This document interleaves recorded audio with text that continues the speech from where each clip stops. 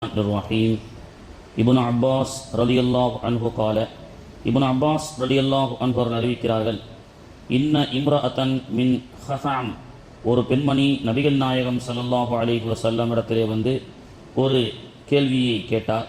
காலத் அவர் சொன்னார், யா ரசூலல்லாஹ், அல்லாஹுடைய தூதர் அவர்களே, இன் ஃபரவத்தல்லாஹி அலா இபாதிஹி ஃபில் ஹஜ்ஜி, அடியார்களின் மீது ஹஜ்ஜை அல்லாஹு தஆலா விதியாக்கிவிட்டான். அதரத்து அபி ஷேகன் கபீரன், என்னுடைய தந்தை ஒருவர் இருக்கிறார், அவருக்கும் ஹஜ்ஜி கடமையான நிலையிலே, ஆனால் லா யஸ்முது அலா ராஹா, அவருக்கு உடல்நிலை ராகத்தாக இல்லை, அவர் மிகவும் வயோதிகம் அடைந்து விட்டார், படுத்த படுக்கையில் இருக்கிறார்.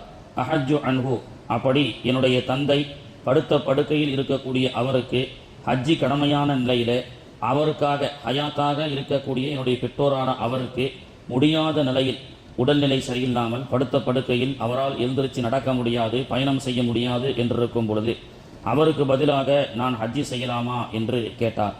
கால, அல்லாஹுடைய தூதர் அவர்கள் சொன்னார்கள், நாம் ஆம் செய்யலாம் என்று சொன்னார்கள். ஹஜ்ஜோ உம்ராவோ உயிரோடு இருப்பவர்களுக்கும் செய்யலாம், ஆனால் ஹயாத்தாக இருக்கக்கூடியவர்கள் உடல்நிலை சரியில்லாமல் அவர்களால் உம்ரா செய்ய முடியாது, அவர்களால் ஹஜ்ஜி செய்ய முடியாது, அவர்களால் பயணம் செய்ய முடியாது, படுத்த படுக்கையில் இருக்கிறார்கள், அன்கான்ஷியஸில் இருக்கிறார்கள். இப்படி ஹயாத்தாக இருந்தும் அவர்களால் செய்ய முடியாத நிலையில் வசதி இருக்கக்கூடிய அவர்களுடைய பிள்ளைகள் அவர்களுக்காக தாராளமாக செய்யலாம் என்று அல்லாஹுடைய தூதர் அவர்கள் நமக்கு சொல்லிக் கொடுக்கிறார்கள். என்றாலும் நாம் நம்முடைய ஹஜ்ஜை முதலில் செய்ய வேண்டும்.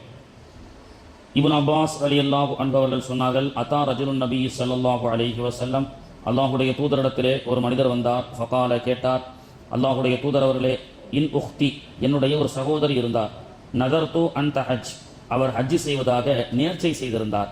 வயின்னஹா மாத்தத், ஆனால் நேர்ச்சை செய்ததற்கு பிறகு அவரால் ஹஜ்ஜி செய்ய முடியவில்லை. வயின்னஹா மாத்தத், அவர் இறந்து விட்டார்.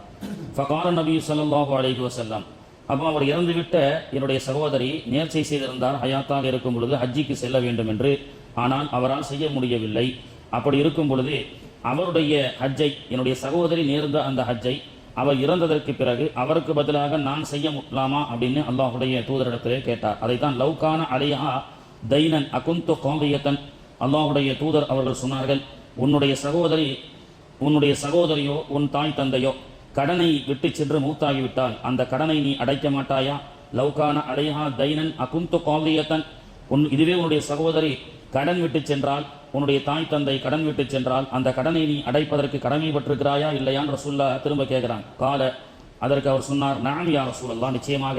அப்படி என்றால் கால, அல்லாஹுடைய தூதர் சொன்னார்கள், ஃபக்லி தைன் அல்லாஹ், அப்படி என்றால் உன் சகோதரி விட்டு சென்ற அந்த கடனை நீ அடைப்பாயாக. கடனை அடைப்பது என்பது ஃபஹு அஹக்கு பில் கலா, அவருக்காக நீ ஹஜ்ஜி செய்வாயாக என்று அல்லாஹுடைய தூதர் ஸல்லல்லாஹு அலைஹி வஸல்லம் அவர்கள் சொல்லி காட்டுகின்றார்கள். ஹயாத்தாக முடியாத உடமையில் இருக்கக்கூடியவர்களுக்காகவும் ஹஜ்ஜி உம்ரா செய்யலாம்.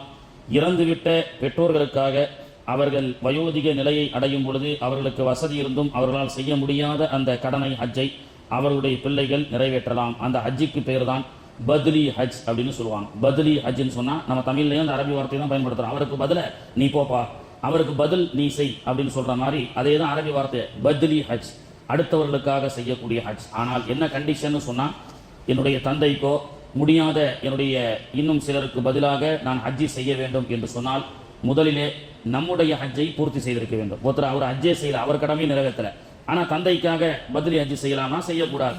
உம்ரான்றது பிரச்சனை கிடையாது.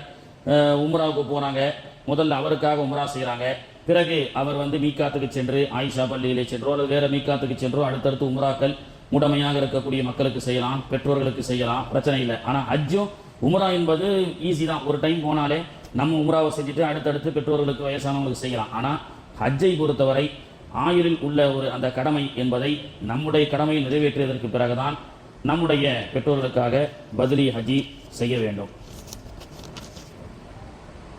இன்ஷா அல்லாஹு தாலா இந்த ஹஜ் என்ற கடமையை அனைவருக்கும் நசீபாக்கி அல்லாஹு தாலா நாம் அனைவருக்கும் நசீபாக்கி தருவானாக. ஆயிஷா ரலியல்லாஹு அன்ஹா அவர்கள் அறிவிக்கிறார்கள், அடுத்த ஒரு ஹதீஸ், அதாவது இப்னு அப்பாஸ் ரலியல்லாஹு அன்ஹு அவர்கள் அறிவிக்கிறார்கள், லா யஹுல்லூன ரஜுலன் பி இம்ராத்தன் வலா துசாஃபிரன் இம்ராத்தன் இல்லா மஅஹா முஹர்ரம், ஒரு பெண்மணி மஹரமான ஆண்கள் இல்லாமல் பயணம் செய்யக்கூடாது, பயணம் செய்ய வேண்டாம் அப்படி என்று சொன்னார்கள்.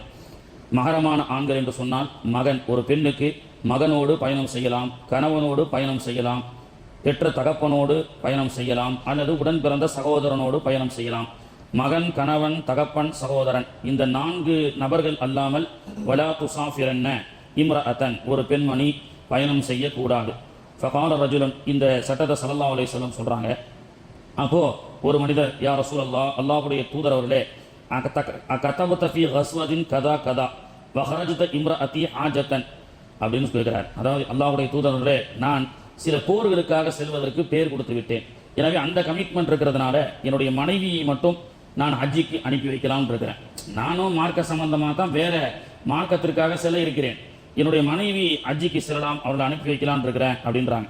அப்போ அல்லாஹ்வுடைய தூதர் அவர்கள், இதுஹப், நீ போருக்காக கொடுக்கப்பட்டதை கேன்சல் பண்ணிட்டு இதுஹப் ஹஜ், ஹஜ்ஜை செய் உன்னுடைய மனைவியோடு அப்படி என்று சொன்னார்கள். அப்போ வாய்ப்பு இருந்தால் மனைவிகளோடு குடும்பத்தார்களோடு ஹஜ்ஜி செய்வது என்பது ஆக சிறந்தது. அதனால தான் மகரம் இல்லாத ஆண்கள் இல்லாமல் விசா அடிக்கப்படுவதில்லை சவுதி அரசாங்கத்தால், உம்ராவுக்கோ ஹஜ்ஜிக்காகவோ. ஒரு பெண்மணி ஹஜ்ஜிக்காக உம்ராவுக்காக செல்வதாக இருந்தால் மகன், கணவன், தகப்பன், சகோதரன் இவர்களோடு ஹஜ்ஜி செய்ய வேண்டும், சஃபர் செய்ய வேண்டும்.